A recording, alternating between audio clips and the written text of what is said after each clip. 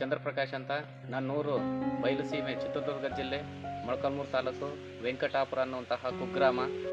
ನನ್ನ ತಂದೆ ತಾಯಿ ಹಾಗೂ 8 ಜನ ಒಡ ಹುಟ್ಟಿದ ಸಹೋದರರ ಜೊತೆಗೆ ಮಕ್ಕಳು, ಮೊಮ್ಮಕ್ಕಳು, ಮರಿಮಕ್ಕಳು ಸೇರಿ ಒಟ್ಟು 54 ಸದಸ್ಯರಿರುವ ಬಡತನದ ಕುಟುಂಬ. ಕುಟುಂಬದಲ್ಲಿ ಬಡತನವಿದ್ದರೂ ಛಲಬಿಡದೆ ಸರ್ಕಾರಿ ಶಾಲೆ, ಕಾಲೇಜು, ಹಾಸ್ಟೆಲ್ನಲ್ಲಿ ಇದ್ದುಕೊಂಡು ಸರ್ಕಾರ ನೀಡಿದ ವಿದ್ಯಾರ್ಥಿ ವೇತನದಿಂದ D.Ed, B.Ed, MA, M.Ed, PhD ವಿದ್ಯಾಭ್ಯಾಸ ಮಾಡಿದ ನನಗೆ ಸರ್ಕಾರಿ ಕೆಲಸವಿಲ್ಲ. ಸುಮಾರು 8 ವರ್ಷಗಳ ಕಾಲ ಖಾಸಗಿ ಶಾಲೆಯಲ್ಲಿ ಪ್ರಾಥಮಿಕ ಪ್ರೌಢಶಾಲೆ ಶಿಕ್ಷಕನಾಗಿ ಹಾಗೂ ಪದವಿ ಶಿಕ್ಷಕರ ತರಬೇತಿಯಲ್ಲಿ ಸಂಸ್ಥೆಗಳಲ್ಲಿ ಉಪನ್ಯಾಸಕನಾಗಿ ಸಾವಿರಾರು ವಿದ್ಯಾರ್ಥಿಗಳ ಭವ್ಯ ಭವಿಷ್ಯವನ್ನು ಬರೆದಿದ್ದೇನೆ. ಜೊತೆಗೆ ತಾಲೂಕು, ಜಿಲ್ಲೆ, ರಾಜ್ಯ ಮಟ್ಟದ ಸೆಮಿನಾರ್ಗಳಲ್ಲಿ ಭಾಗವಹಿಸಿ ಸಮರ್ಥ ವಿಷಯ ಮಂಡನೆ ಮಾಡಿದ್ದೇನೆ. ಜೊತೆಗೆ ಒಂದಷ್ಟು ಐತಿಹಾಸಿಕ ಕೃತಿಗಳ ಸ್ವಯಂ ರಚನೆಯಲ್ಲಿ ತೊಡಗಿಕೊಂಡಿದ್ದೇನೆ.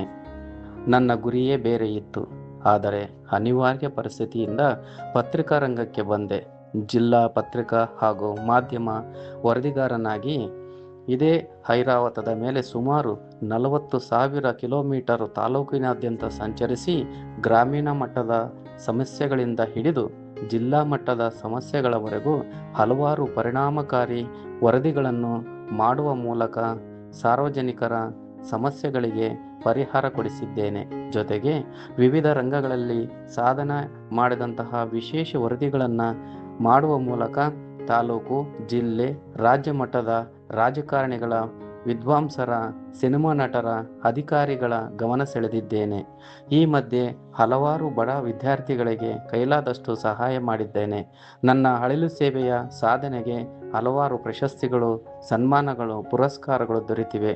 ಆದರೂ ನನ್ನ ಜೀವನಕ್ಕೆ ಒಂದು ಸ್ಥಿರವಾದಂತಹ ನೆಲೆ ಕಂಡುಕೊಳ್ಳಲು ಸಾಧ್ಯವಾಗಿಲ್ಲ. ಈಗಲೂ ಒಬ್ಬಂಟಿಯಾಗಿ ಜೀವನದ ಜೊತೆ ಹೋರಾಟ ಮಾಡುತ್ತಾ ಸಾಗಿದ್ದೇನೆ.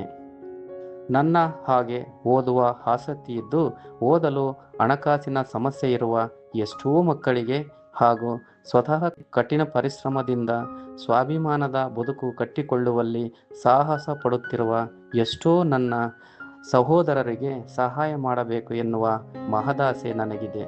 ಆದರೆ ಇದುವರೆಗೂ ಅಂತಹ ಉತ್ತಮ ವೇದಿಕೆ ನನಗೆ ಸಿಕ್ಕಿಲ್ಲ. ಈಗ ಬಿಗ್ ಬಾಸ್ ಸೀಸನ್ 13 ಪ್ರಾರಂಭವಾಗಿದ್ದು ನನ್ನ ಮಹದಾಸೆಗೆ ಉತ್ತಮ ವೇದಿಕೆ ಇದಾಗಿದ್ದು, ಈ ವೇದಿಕೆಯಲ್ಲಿ ನನಗೆ ಒಂದು ಅವಕಾಶ ಸಿಕ್ಕರೆ ಬಿಗ್ ಬಾಸ್ ವೀಕ್ಷಕರಿಗೆ ಉತ್ತಮ ಮನೋರಂಜನೆ ನೀಡುವ ಜೊತೆಗೆ ಈ ಮನೆಯಲ್ಲಿ ನಾನು ಉತ್ತಮ ಪ್ರದರ್ಶನ ನೀಡಿ ಖಚಿತವಾಗಿ ವಿನ್ನರ್ ಆಗಿಯೇ ಆಗುತ್ತೇನೆ ಎನ್ನುವಂತಹ ಭರವಸೆ ನನ್ನಲ್ಲಿದೆ. ದಯಮಾಡಿ ನನ್ನನ್ನು ಬಿಗ್ ಬಾಸ್ ಮನೆಗೆ ಆಯ್ಕೆ ಮಾಡಬೇಕಂತಂದೇಳಿ ನಾನು ಬಿಗ್ ಬಾಸಲ್ಲಿ ಮನವಿ ಮಾಡ್ಕೊತಾ ಇದ್ದೀನಿ.